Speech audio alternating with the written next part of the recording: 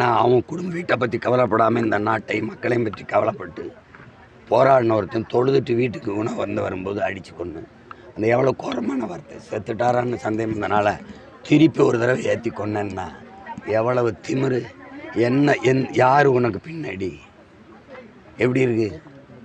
சட்டம் அதிகாரமும் கொள்ளையடிக்கிறவனை பாதுகாக்கும், எதிர்த்து போராடணும்னா கொல்லும்னா எங்கே தர்மம் இருக்குது, எங்கே நேர்மை இருக்குது? இதுக்கு பேர் நல்லாட்சின்னா யார் நம்புவா சொல்லுங்கள் சார். இந்த கொலை வழக்கில் வந்து மெத்தனமாக செயல்பட்டதாக காவல் ஆய்வாளர் சஸ்பெண்ட் பண்ணியிருக்காங்க. அதெல்லாம் ஒரு ஏமாற்று. நீங்கள் கள்ளச்சாரம் எங்காச்சும் மாவட்ட ஆட்சியர் அங்கே உயர் காவல்துறை அதிகாரி மாற்றி போட்டு விட்ருவீங்க. பணியிட நீக்கம், பணியிட மாற்றம் வேறு ஏதாவது நடந்திருக்கா? இப்போ அந்த காவல் ஆய்வாளரை தவிர வேறு யாரும் தொடர்பு இல்லை. அப்படிங்கும்போது நாங்கள் நடவடிக்கை எடுத்துட்டோன்னு சொல்கிறது வேறு அவர் தான் ஏற்றுக்கொள்ள சொன்னாரா? இல்லை அவர் தான் எல்லா வளங்களெல்லாம் வெட்டி விற்கிறாரா? இது காலங்காலமாக இந்த கட்சிகள் இந்த ஆட்சிகள் செய்கிற ஒரு அற்ப நடவடிக்கை. இதை நம்பி நாங்கள் ஏமாந்துட்டு இருக்கணும். அதான் எடுத்துட்டாங்களா நடவடிக்கை அப்படின்னா அவருக்கு இந்த குற்றச்செயலுக்கு என்ன சம்பந்தம்? என்ன சம்பந்தம் சார்? கனிம வள கொலைக்காக தொடர்ந்து நம்ம கட்சியில் வந்து குரல் கொடுத்துட்டே வந்துட்டு இருக்கீங்க.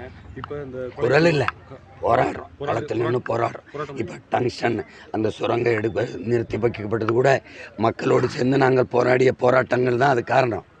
அது மாதிரி எல்லாத்துக்கும் தான் போராடுறோம். இப்போ இது மாதிரியான சம்பவங்களை எதிர்காலத்தில் வராமல் தடுக்கிறதுக்கு ஒன்று தான் எங்களுக்கான அதிகாரம். அதை நிறுவனா எல்லாம் முடிஞ்சிட போகுது. அடுத்த கட்ட போராட்டங்கள் அதை போராட சொல்லியிருக்கேன், மனு கொடுத்துருக்காங்க, அறிக்கை கொடுப்பேன். கட்சி போராடும், உறுதியாக போராடும், நாங்கள் நிற்போம். ஆனால் இழந்த ஒரு உயிருக்கு என்ன இழப்பு அரசு கொடுக்க போகுது? என்ன கொடுக்க போகுது? 2 பெண் பிள்ளைய, ஒருத்தர் 10ஆப்பு ஒருத்தர் 12ஆப்பு படிச்சுக்கிட்டு இருக்காங்க. அவரை நம்பி தான் இந்த வீடு இருந்திருக்கு. இப்போ என்ன வருவாய் இருக்குது? இந்த நாட்டுக்கும் மக்களுக்கும் நிலத்துக்கும் வளத்துக்கும் போராடுறவன் நிற்கதையாக தான் குடும்பம் நிற்கும்னா அப்புறம் என்ன இருக்குது சார்? 2 நாளாக வந்து கல்குவாரியில் வந்து ஆய்வு பண்ணியிருக்காங்க. அதாவது முறைகேடு நடந்திருக்கதா தெரிய வந்திருக்குது. இது மேற்கொண்டு இதில் கல்குவாரி உரிமையாளர்கள் சட்டவிரோதமாக நடைபெற கல்குவாரிகள் மேலே என்ன மாதிரியான நடவடிக்கை எடுக்கணும் அரசாங்கம்? எந்த இடத்துல சட்டப்படி நடக்குது? எந்த இடத்துல சட்டப்படி நடக்குது? 32 ஆறை விற்று தின்னிட்டீங்க. கேட்டால் மண் இல்லாமல் இப்படி வீடு கட்டுறதுங்கிறீங்க. இந்த மண்ணின் மக்களின் மணல் தேவைக்கு மட்டும்தான் எங்கள் ஆற்று மணல் நீல அரபு நாட்டுக்கு ஏற்றலை, அண்டை மாநிலங்களுக்கு ஏற்றலை. இப்போ அதை விட்டுட்டு மலைக்கு போயிட்டீங்க. அங்கே இருந்தால் எனக்கு அருவி வந்துச்சு, அருவியில் இருந்தால் ஆறு வந்துச்சு, ஆறில் இருந்தால் நீர், சோறும் வயிறும் உயிரும் வந்துச்சு. இப்போ எங்கேனா அந்த அருவி உருவாகிற மலையவே நொறுக்கிக்கிட்டு இருக்கேன் நீ எம் சாண்டு. தொடர்ந்து வழக்குகள் வந்து சிபிசிஐடிக்கு மாற்றிக்கிட்டே இருக்காங்க தமிழக அரசு. வந்து எப்படி பார்க்குறீங்க? நேர்மையாக இருக்குன்னு நினைக்கிறீங்களா? இது தொடர்ந்து வேங்கை வேலும் அதே மாதிரி தான் கொஞ்ச நாள் சேர்ந்து மாற்றினாங்க, இப்போ கண்டுபிடிச்சிருக்காங்க. இது வந்து எப்படி நேர்மையாக இருக்குது? பதில் தெரிஞ்சுக்கிட்டே என்னன்ட்ட நீ கேள்வி கேட்குற, நான் உனக்கு சொல்கிறேன் கேளு. இந்த போலீஸு சிபிசிஐடி 2 யார்கிட்ட இருக்குது? யார்கிட்ட இருக்குது? முதலமைச்சர்கிட்ட இருக்குது.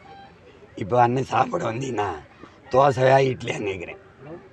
நீ இட்லிங்கிற, ஒரே மாவு, ஒரே மாஸ்டர், நான் தான் சுடணும். ஆனால் தோசைனாலும் அதே மாவு தான், இட்லினாலும் அதே மாவு தான். ஒரே ஆள்கிட்ட தான் சிபிசிஐடி இருக்குது, போலீஸ் இருக்குது.